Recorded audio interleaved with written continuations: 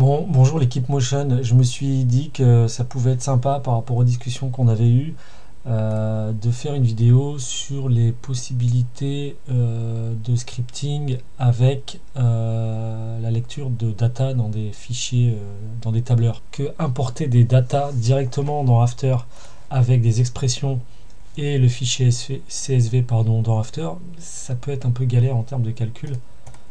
Parce que il y a les expressions.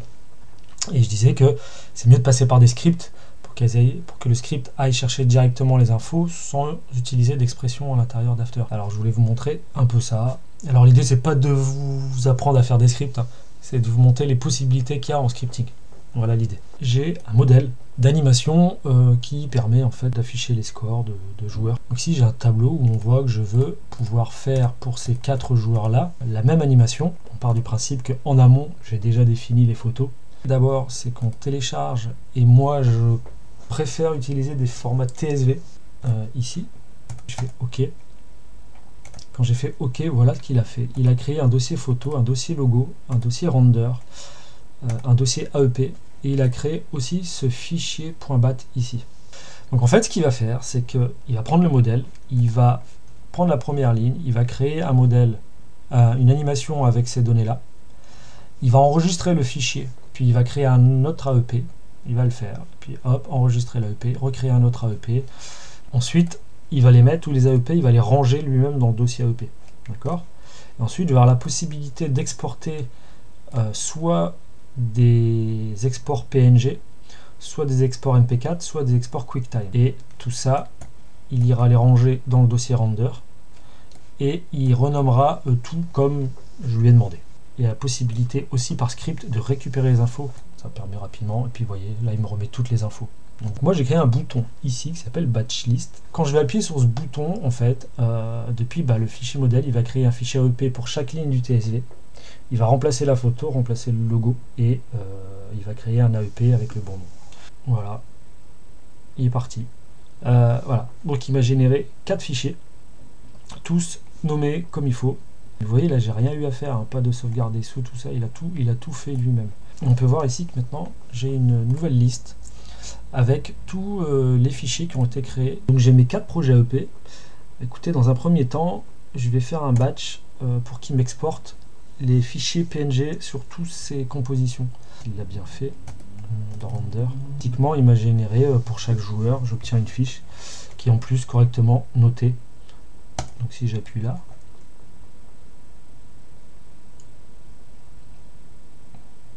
voilà, il va récupérer.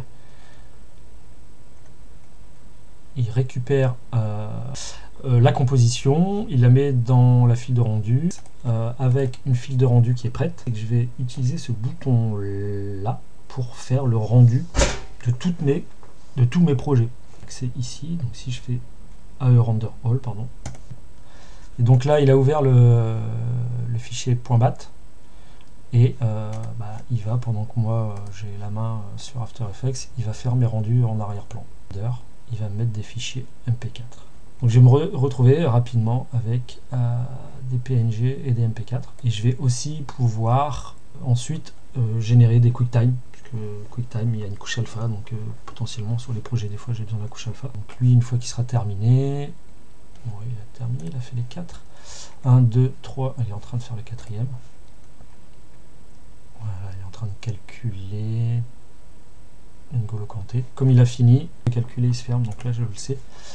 Je peux maintenant réappuyer là-dessus, et ce qu'il va faire, c'est qu'il va prendre toutes les files de rendu. Et comme c'est du QuickTime, là il va générer du QuickTime. Vous voyez ici, il commence à calculer en point move. Si par exemple j'étais amené à changer le kilomètre, ici carton, donc si je le réexporte, je vérifie cette fois qu'on a, voilà, ça a bien changé, KM player carton, ok. Ok.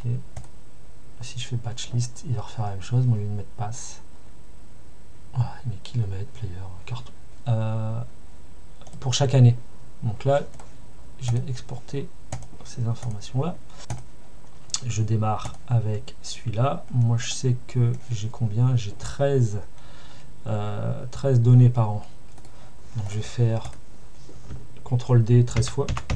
Un outil qui me permet ici de les remettre correctement. Donc je vais aller sélectionner celui-là que je viens de créer. Comme je disais tout à l'heure, on peut voir, donc là en fait je vais importer 13 lignes qui ont chacune 4 colonnes, et puis là je revois ce que j'ai dans mon tableur pour voir un peu ce que je vais faire. Si je fais Apply, donc moi je veux la colonne 1, donc il va appliquer, il me rappelle quelle valeur il va appliquer. Je viens chercher les valeurs de la colonne B, donc la 2, il va mettre les valeurs pour la deuxième année, un peu de 50 vers le haut, et si j'appuie ici, il va redimensionner en gardant les proportions. Alors, vous voyez quoi, 1, 2, 3, 4, 5, 6, 7, 8, 9, 10, 11, 12, 13. Là, j'ai fait CTRL D, 14. Donc, si je fais 14, bim. Voilà, on va les mettre en haut. Et je veux récupérer les données de la première année. 50, 60, 77.